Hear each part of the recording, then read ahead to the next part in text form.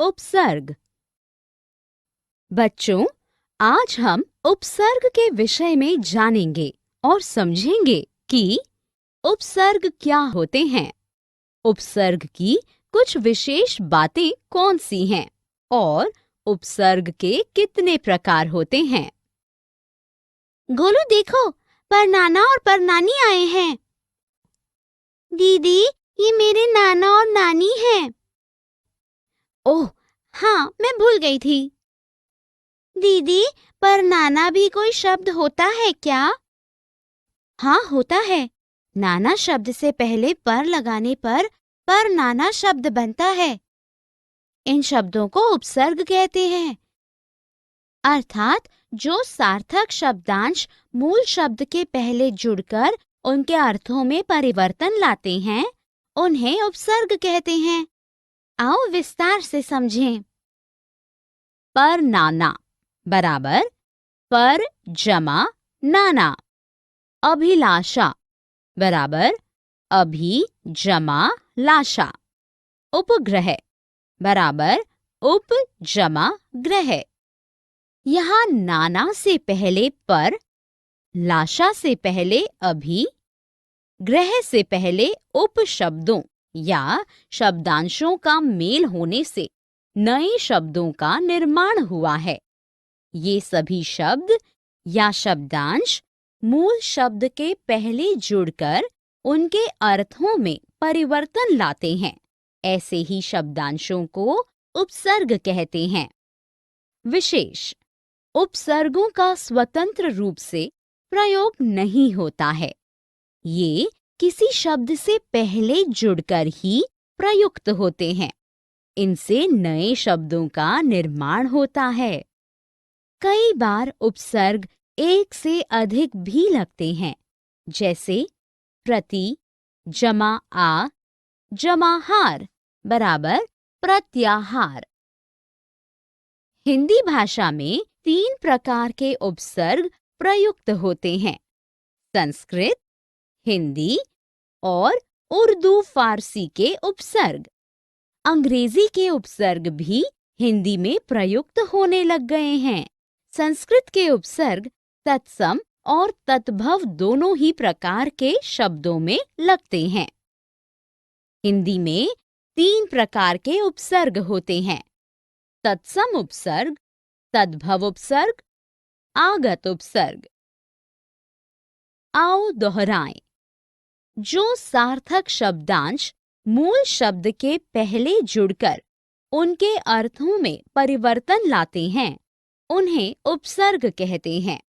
उपसर्गों का स्वतंत्र रूप से प्रयोग नहीं होता है। ये किसी शब्द से पहले जुड़कर ही प्रयुक्त होते हैं।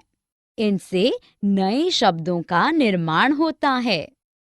कई बार उपसर्ग एक से अधिक भी लगते हैं, जैसे प्रति जमा आ जमा हार बराबर प्रत्याहार।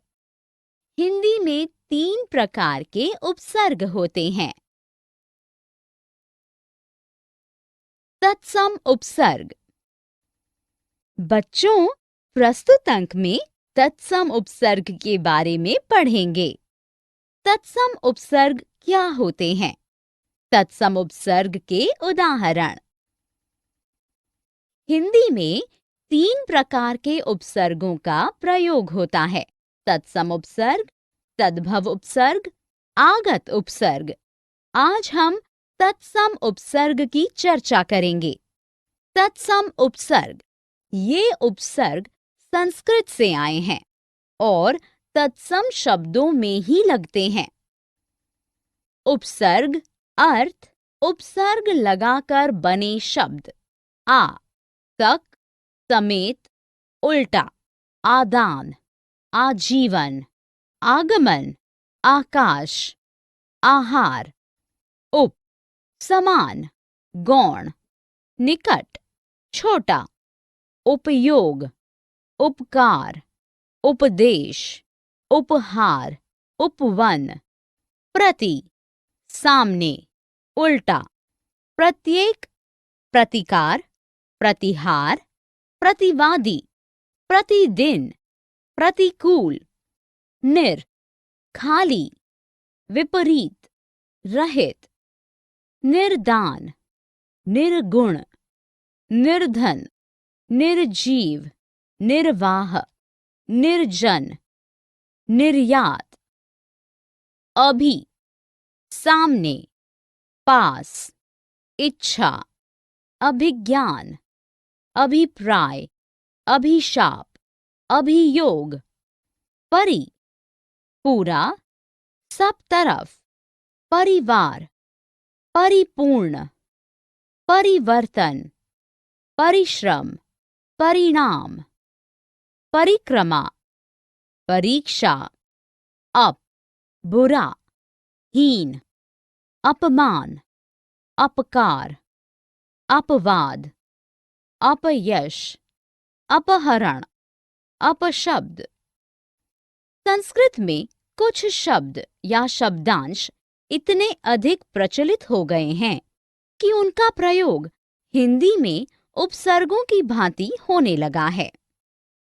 निह, पक्का, पूरा, निश्चय, निश्चिंत, निश्चल, पर, अन्य, परदेश, परलोक, परोपकार, परकाज, परकोटा, पराधीन, चिर, बहुत देर, चिर परिचित, चिरकुमार, चिरायु, चिरंजीवी, चिरकाल, सह, साथ, सहपाठी, सहमति, सहोदर, सहकारी, सहयोग, सहगान, सहचर। दु, बुरा, कठिन, दुश्चरित, दुश्चलन, दुष्कर, दुर्दिन, दुर्गति, दुर्भाग्य, दुर्बल। पुरा, पुराना, पुरातन, पुरातत्व, पुरावृत, पुराकाल। अलम, काफी, अलंकृत, अलंकार, अलंकरण। स, सहित, सफल, सहर्ष, सचेत, सजीव, सजल, सरस, सत, अच्छा, संपुरुष, सद्गति, सत्कार, सत्कार्य, सत्पात्र। न, अभाव, नगण्य, नपुंसक, नास्तिक। आओ दोहराएं। हिंदी में 3 प्रकार के उपसर्गों का प्रयोग होता है। ये उपसर्ग संस्कृत से आए हैं और तत्सम शब्दों में ही लगते हैं। संस्कृत में कुछ शब्द या शब्दांश इतने अधिक प्रचलित हो गए हैं कि उनका प्रयोग हिंदी में उपसर्गों की भांति होने लगा है।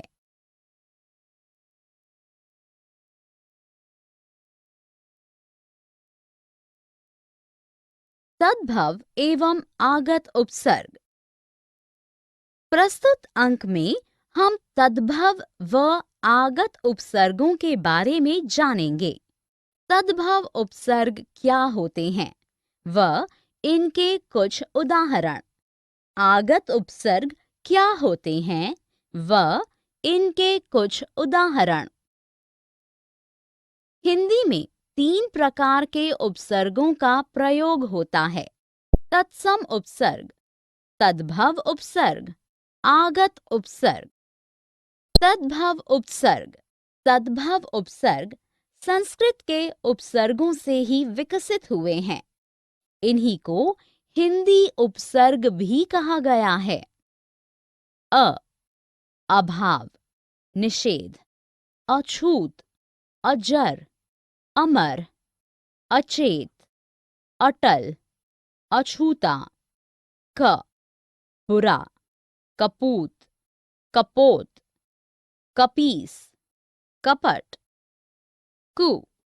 बुरा, कुसंग, कुचाल, कुअवसर, कुपात्र।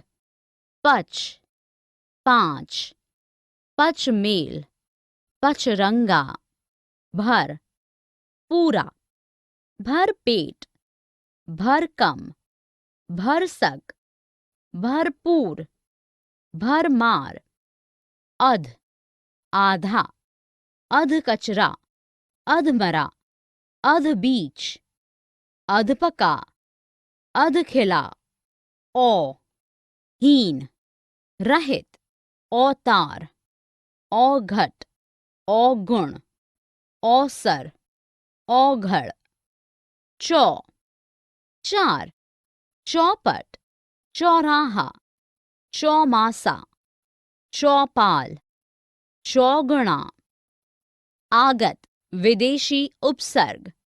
विदेशी भाषाओं के शब्दों के आने के साथ साथ विदेशी भाषाओं के कुछ उपसर्ग भी हिंदी में आ गए हैं।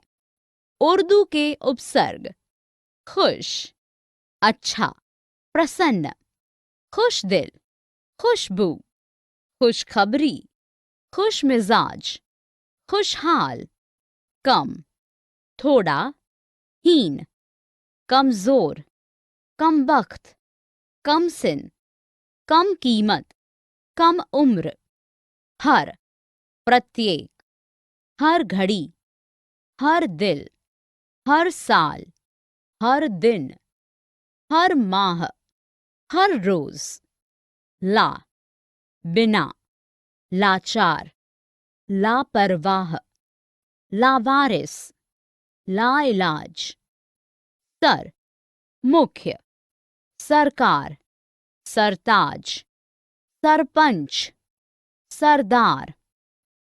अंग्रेजी के उपसर्ग सब, अधीन, नीचे, सब जज, sub inspector, sub committee, deputy, सहायक, deputy collector, deputy minister, chief, प्रमुख, चीफ जज, chief minister, general, general store, general secretary.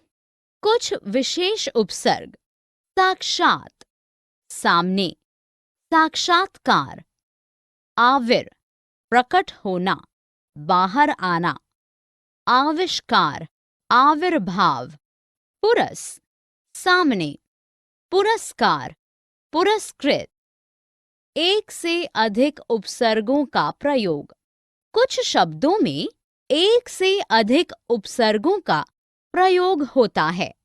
समाचार, सम जमा आ जमाचार, अनासक्ति, अन जमा आ जमा सक्ति, निर्भिमानी, निर जमा अभी जमा मानी, व्याकरण, वी जमा आ जमा करण, समालोचना, सम जमा आ जमालोचना।